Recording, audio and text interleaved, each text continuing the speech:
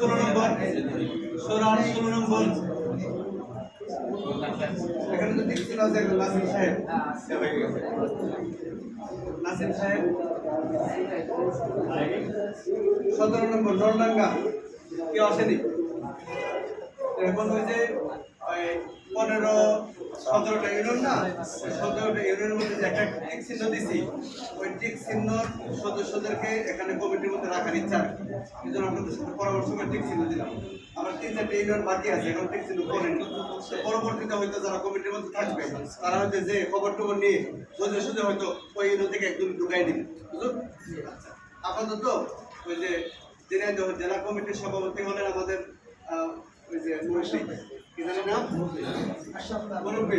তো এখন মানে আমি এই পর্যন্ত যাদের সাথে কথা বলছি আর কি, সবাই বলতেছে যে সভাপতি হলেই থাকুক।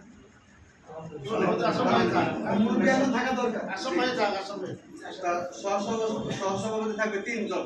3 জনের মধ্যে এখানে আমি একজন নাম প্রস্তাব করি, তিনি হাফেজ মৌলানা ইমরান হুসাইন। আচ্ছা, তারপরে সাধারণ সম্পাদক হলো হাফেজ মৌলানা আবু জাফর, এই মাদ্রাসার পরিচালক, প্রস্তাবিত কিন্তু।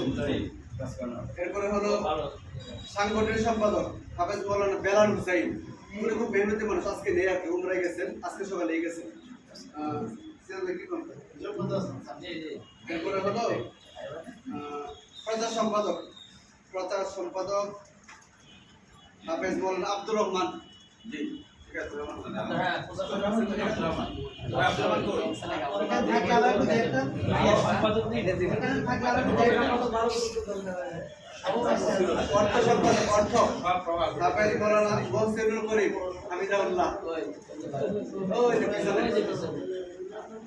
এরপরে হলো প্রশিক্ষণ সম্পাদক হাফেজ মৌলানা মুফতি মনিরুল ইসলাম আইয়ুবী।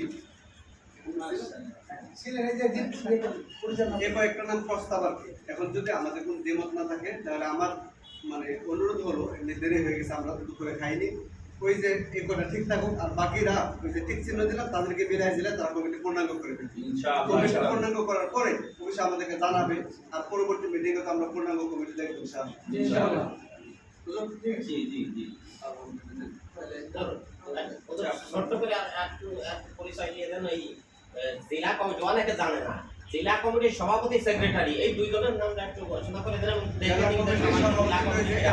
মুরব্বী চেয়ারে বসা ছিলেন, আর সেক্রেটারি মহোদয় যিনি মোহাম্মদুল্লাহ, যারা উপজেলা কমিটির মধ্যে থাকবেন তাদের 3 জন পদাধিকার বলে জেলা কমিটির সদস্য হবে। একজন সভাপতি, আর একজন সাধারণ সম্পাদক, আর একজন সাংগঠনিক সম্পাদক। 3 জন পদাধিকার বলে জেলা কমিটি থাকবে, আর বাকি উপজেলা কমিটি আর জেলা কমিটির অধীনে থেকে থাকবে।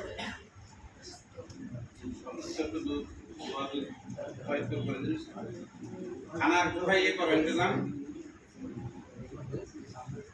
খানার ইন্তজাম কোথায়? এই বটটা কোথায়? সিরাজ তুমি করছো না?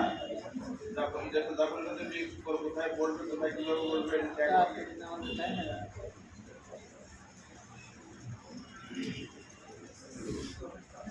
জি আমরা আল্লাহর অশেষ মেহেরবানি যে আপনারা এতক্ষণ দুপুরের খাবারের যে ক্ষুধার্ত অবস্থায় আমরা ধৈর্য ধারণ করেছি একমাত্র কোরআনুল কারীম তার মহব্বতে, আল্লাহ রসুলের মহব্বতে, অন্য কিছুর জন্য বসেনি। এই সময়টুকু তার মুসিবতের সময় আমাদের সকলের নাজাত মুসিরা করে সবাই আমিন, আল্লাহুম্মা আমিন।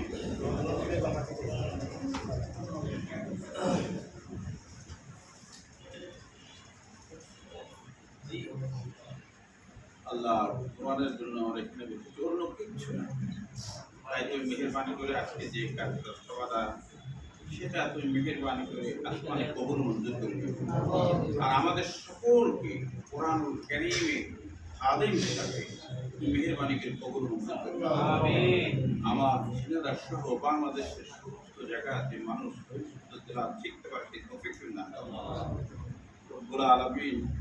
মদিনা মুনাওয়ারার রাসূল পাক সাল্লাল্লাহু আলাইহি ওয়াসাল্লাম গোটা পৃথিবীর শ্রেষ্ঠ এবং সর্বোত্তম কাফের যার প্রতি কোরআন নাযিল হয়েছে, তারই ধারাবাহিকতা রক্ষা করে আমাদের মতন একেবারে অযোগ্য মানুষ তুমি মেহেরবানি করেছো। তাই আমরা এই কোরআনুল কারীম লালন পালন করে এটা রাখার জন্য চেষ্টা করেছি।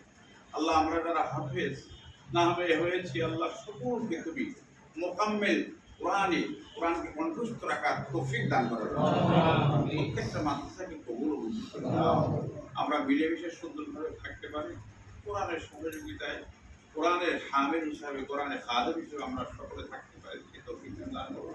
আর এটা নিয়ে যারা চিন্তা চেতনা করেছিল, অনেক পৃথিবী ছেড়ে চলে গেছে, তাদের জন্য আমরা দোয়া করি, তাদের ঠিকানাকে মেহেরবানি করে জান্নাতের উচ্চ মাকামে তাদের প্রতিষ্ঠিত করা। যারা বর্তমানে বিভিন্ন রকমের দায়িত্ব পালন করতেছে, আমার আব্দুল্লাহ সহ আল্লাহ সকল হায়াতে তৈবা দান করা। আমাদের দোয়াকে মেহেরবানি করে কবুল মঞ্জুর করে নাও।